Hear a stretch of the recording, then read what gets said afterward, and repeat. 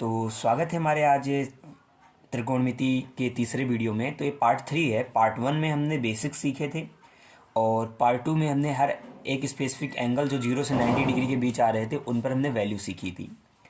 तो ये introduction to trigonometry chapter जो एनसीईआरटी का है उसका ये लास्ट पार्ट है। तो इसमें हम देखेंगे त्रिकोणमिति सर्वसमीकरण। तो त्रिकोणमिति सर्वसमीकरण कैसे डिराइव करते हैं उनको देखेंगे और उस पर बेस्ड कुछ क्वेश्चंस करेंगे। तो जैसे कि हमारा एक राइट एंगल ट्राइंगल अर्थात समकोण त्रिभुज है। तो यहाँ पर ए बी और सी है। तो त्रिकोणमिति सर्वसमीकरण हम इसमें देखेंगे। चलिए देखते हैं। तो हम इस एंगल के हिसाब से देख लेंगे। तो यहाँ पर हमको एक पता है कि पाइथागोरस थ्योरम क्या होती है। तो पाइथागोरस थ्योरम क्या होती है कि जो सबसे बड़ी भुजा होती है, सबसे बड़ी साइड होती है जिसकी लेंथ सबसे ज़्यादा होती है, जैसे AC है यहाँ पे, तो AC का स्क्वायर इक्वल टू जो रिमेनिंग दो साइड्स हैं उनके स्क्वायर का सम। जो दो भुजाएं बाकी हैं उनका वर्ग करके उनको आपस में जोड़ देंगे। ठीक है। तो ये है हमारी पाइथागोरस प्रमेय। आपको पता होनी चाहिए, इसको मैं पहले पार्ट में बता भी चुका हूँ। पाइथागोरस प्रमेय। अब क्या हम करेंगे, तो पाइथागोरस प्रमेय है, इसको हम मान लेंगे इक्वेशन नंबर 1। अब हम क्या करेंगे, जो हमारी इक्वेशन अर्थात समीकरण 1 है,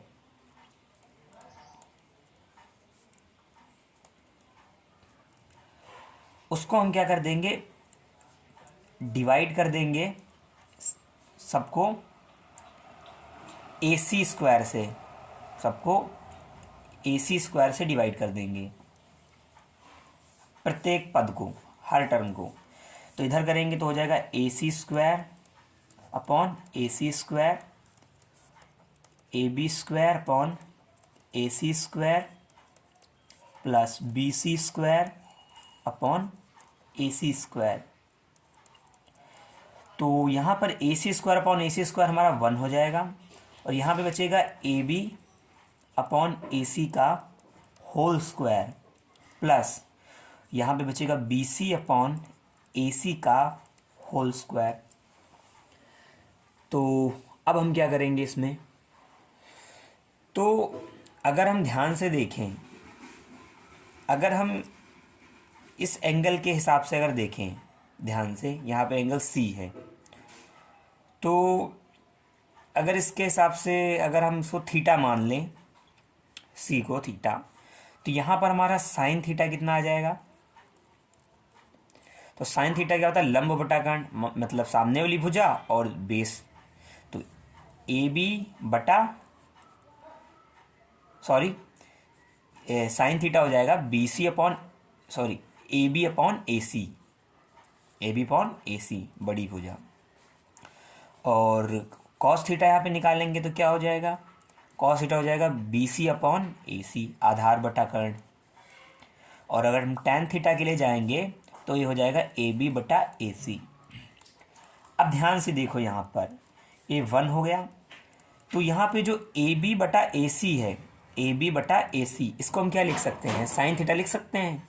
तो यहाँ पे हम रख देंगे साइन थीटा और इसका क्या कर देंगे, होल स्क्वायर कर देंगे प्लस यहाँ पे BC अपॉन AC की जगह पे हम कॉस थीटा लिख सकते हैं, जरूर लिख सकते हैं सर, कॉस थीटा, इसका स्क्वायर कर देंगे। तो अगर हम ध्यान से देखें क्या हो जाएगा, 1 बराबर sine square theta plus cos square theta 1। इसको ऐसे लिख सकते हैं, sine square theta plus cos square theta is equal to 1। तो ये हमारी एक ट्रिग्नोमेट्रिक आइडेंटिटी अर्थात सर्वसमीकरण है। अब एक समीकरण सर्वसमीकरण तब बनता है जब दोनों के लिए, जब अलग अलग डिफरेंट थीटा के लिए ये हमारा समीकरण ट्रू हो, यानी सभी मानों के लिए हमारा ये सिद्ध हो, तब हम किसी समीकरण को सर्वसमीकरण बोलते हैं। तो ये हमारी पहली आइडेंटिटी आ गई, sine square theta plus cos theta is equal to 1। अब यहाँ पे कोई भी एंगल हो, यहाँ पे ए हो ये हो, यानी दोनों सेम होने चाहिए थीटा। तो अब चलते हैं अपनी अगली आइडेंटिटी की तरफ। तो हमको पता है कि पाइथागोरस थ्योरम क्या होती है, AC square plus is equal to A B square plus B C square. Means कोई भी एक ट्राइंगल दिया हुआ है तो उसके बड़ी भुजा का स्क्वायर बाकी दो भुजाओं के स्क्वायर के सम के बराबर होता है। ठीक है, तो पहली बार अब हम क्या करेंगे, ये जो पूरी एक इक्वेशन है हमारी, इक्वेशन 1 लेके चल रहे थे, हम क्या करेंगे, इस पूरी समीकरण को हम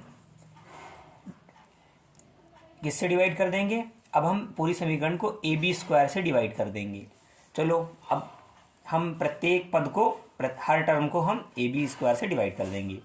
तो यहाँ पे हो जाएगा ए सी स्क्वायर बटा ए बी स्क्वायर बराबर ए बी स्क्वायर बटा A B square plus B C square बटा ए बी स्क्वायर।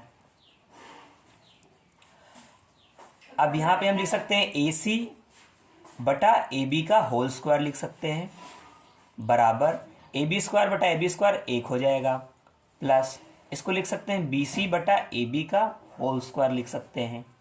ठीक है, अब हम क्या करेंगे, हम वैल्यू रखेंगे। तो ए सी अपॉन ए बी क्या है, यहाँ पे कॉसेक थीटा है, दिख रहा है यहाँ पे कॉसेक थीटा है, तो यहाँ पे लिख देंगे कॉसेक थीटा का whole square is equal to 1।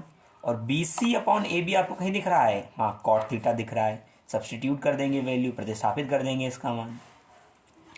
अब हम इसको अगर ध्यान से देखें क्या लिखा हुआ है, cosec square theta is equal to 1 plus cot square theta. तो ये हमारी दूसरी ट्रिग्नोमेट्रिक आइडेंटिटी अर्थात त्रिकोणमितीय सर्वसमीका आ गई। तो ये हमारी दूसरी सर्वसमीका आ गई। अब बढ़ते हैं अपनी अगली सर्वसमीका पर, उसको डिराइव करते हैं अर्थात उसका निगमन करते हैं। तो फिर हम अपनी पाइथागोरस प्रमेय पे चलेंगे। तो उसका क्या इक्वेशन दे रखी, A C square is equal to A B square plus B C square.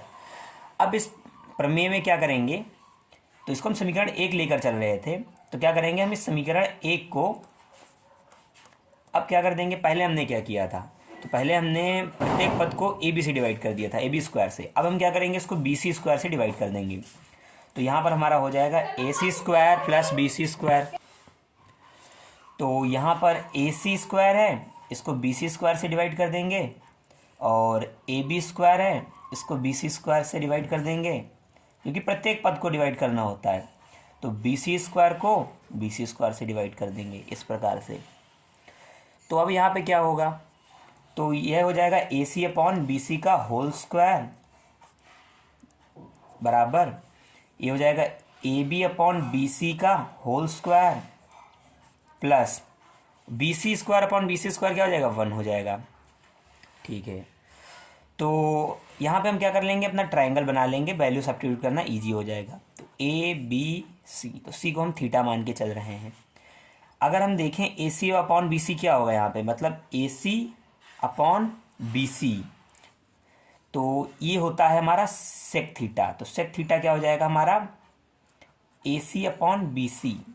तो यहाँ पे हम क्या लिख देंगे, सेक थीटा का whole square is equal to A B upon B C क्या होता है, A B upon B C क्या होता है, तो ये टैन थीटा होता है। तो टैन थीटा क्या हो जाएगा, ए बी बटा बी सी हो जाएगा इस प्रकार से।